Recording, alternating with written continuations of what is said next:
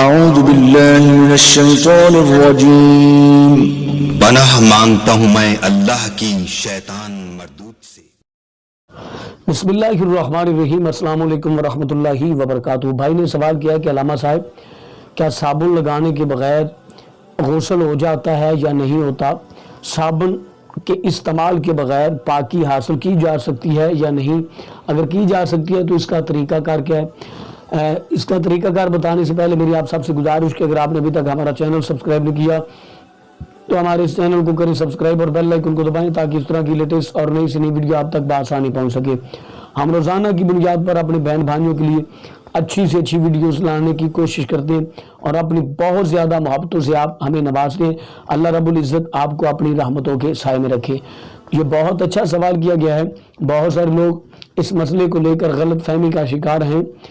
کیا غسل کے لیے صابن کا استعمال کرنا کتنا ضروری ہے؟ کیا اگر صابن وغیرہ استعمال نہ بھی کیا جائے تو غسل ہو جائے گا یا نہیں ہوگا؟ پاکی میسر ہوگی یا نہیں ہوگی؟ دیکھیں، اللہ رب العزت نے انسان کو پاک کرنے کے لیے صابن کا استعمال کرنا یہ شرط نہیں لگائی، یا حدیث مبارکہ میں صابن کا استعمال کرنا یہ شرط نہیں ہے۔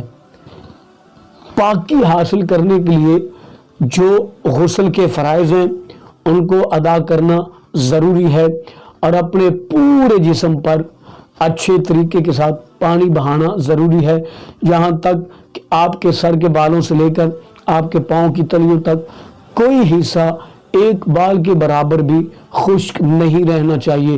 اگر ایک بال کے برابر بھی خشک رہ جائے گا تو آپ کا غسل مکمل نہیں ہوگا۔ ہاں، البتہ اگر آپ صابن استعمال کرنا چاہیں تو آپ استعمال کر سکتے ہیں، یہ ضروری نہیں ہے، یہ لازم نہیں ہے، یہ کوئی فرض واجب یا مستحب نہیں ہے۔ اگر استعمال کرنا چاہیں تو فابے، اگر نہ کرنا چاہیں تو یہ کوئی پابندی نہیں ہے۔ صابن کے بغیر یقیناً غسل ہو جاتا ہے۔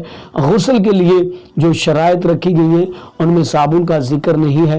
اگر لگا لیں گے تو ٹھیک ہے، نہ لگائیں گے تو غسل ان ارکان کو ادا کرنے سے آپ کا غسل مکمل ہو جائے گا۔ تو امید ہے کہ اس مسئلے کی آپ کو سمجھ آ گئی ہوگی۔